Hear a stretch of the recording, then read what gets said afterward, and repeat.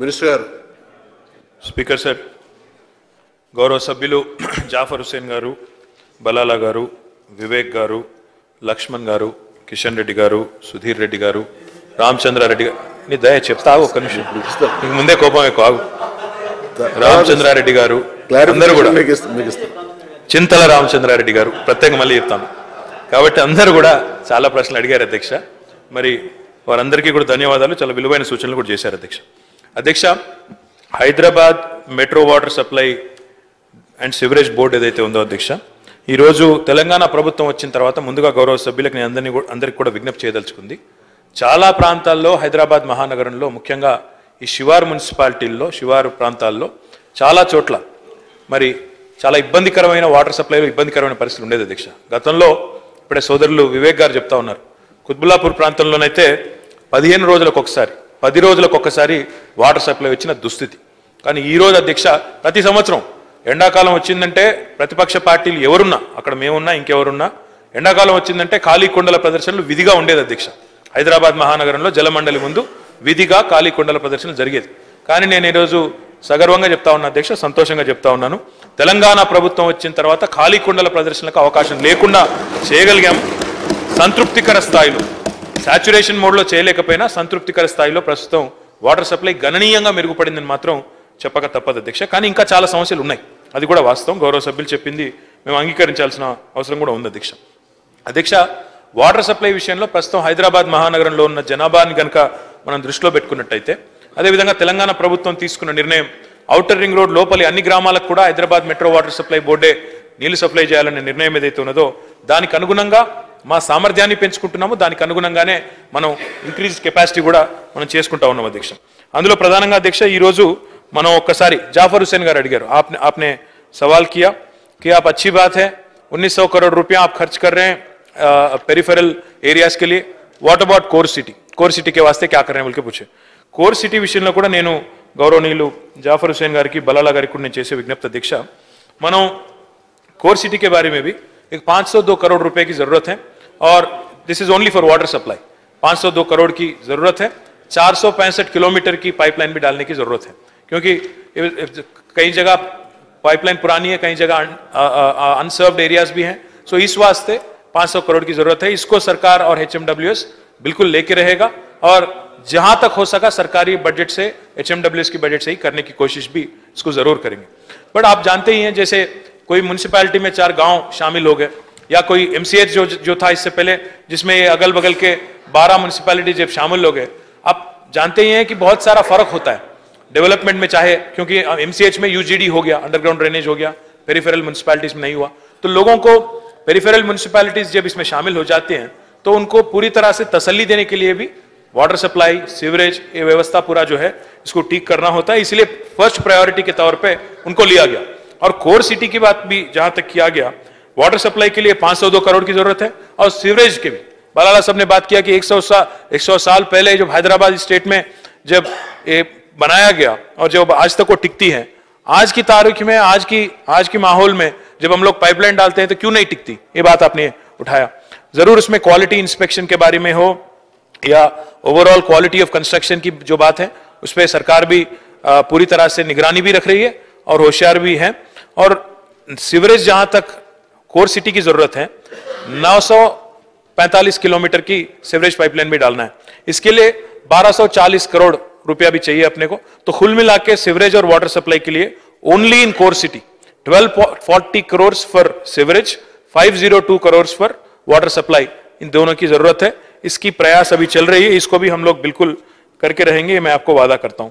और दूसरी बात, आपने जो पूछा गंडीपेट के बारे में आपने पूछा, तो साहब मैं एक बात आपको याद दिलाना चाहता हूं साहब, पानी जहां की भी हो, चाहे वो कृष्णा की हो, गोदावरी की हो, अल्टीमेट मकसद सरकार की एक ही है कि हर घर को यहां पानी मिले, हैदराबाद शहर में और पूरे रियासत में. इस वास्ते पूरी तरह से मिशन भगीरथ जो चल रही है, उसके तहत हर घर को नल देने की, और खास हैदराबाद जैसे शहर और कॉरपोरेशन जहां भी है, 150 लीटर पानी देने की प्रयास जो जारी है, पूरी तरह से वो मुकम्मिल भी होगा और आप भी देखेंगे.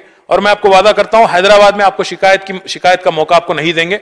पानी कहीं से भी लाए, पूरी तरह से अनसर्व्ड एरिया जो ओल्ड सिटी में आज है, उन सबको भी पानी दिया जाएगा, ये आपको मैं वादा करता हूं. उसके अलावा सर, आपने एक और बात भी आपने उठाया कि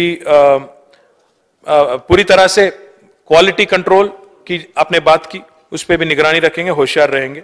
और गौरव नीलू, हाँ, रिजर्वायर्स की भी आपने बात किया, रिजर्वायर्स की भी आपने बात किया। मैं आपको इससे पहले भी आप जानते हैं, वाकिफ भी हैं आप इससे, कि बहुत सारे रिजर्वायर की काम तो शुरू हो गई।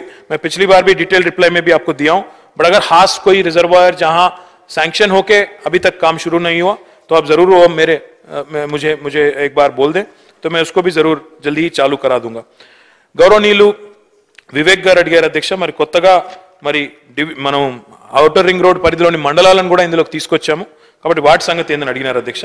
వాటి విషయంలో అధ్యక్ష ప్రభుత్వం మరి కొత్త సర్కిల్లను కూడా ఏర్పాటు చేసింది, కొత్త డివిజన్లను కూడా ఏర్పాటు చేసుకున్నాము।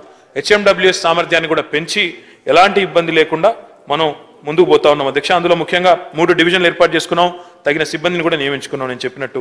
అదే రకంగా అధ్యక్ష నిజాంపేట కానీ ఇతర గ్రామ పంచాయతీలు కానీ దాదాపు మాకు 235 కోట్ల రూపాయలు నిజానికి రావాలి అధ్యక్ష, వివిధ బకాయిలు ఉన్నాయి। కానీ అవన్నీ ఉన్నప్పటికీ కూడా మనం ఎక్కడా కూడా వాటర్ సప్లై విషయంలో మాత్రం ఎక్కడా కూడా కట్ చేయడం కానీ ఇంకోటి కానీ చేయకుండా వాటిని ముందుకు తీసుకొని పోతా ఉన్నాం అధ్యక్ష। నిజాంపేట విషయంలో కూడా వారు చెప్పారు, తప్పకుండా సంతృప్తికర స్థాయిలో నీళ్లు అందిస్తామని చెప్పేసి గౌరవ సభ్యులకు నేను తెలియజేస్తా ఉన్నా అధ్యక్ష। ఇంకొక మాట కూడా చెప్పాలి అధ్యక్ష, ఇప్పుడు ఈ పెరిఫెరల్ మున్సిపాలిటీస్లో ఈ వర్క్ చేయాలి అంటే 2700 కిలోమీటర్ల మేర రోడ్ ఎక్స్కవేషన్ కూడా మళ్ళీ తవ్వాల్సి ఉంది అధ్యక్ష, పైప్ లైన్లు వేయడానికి।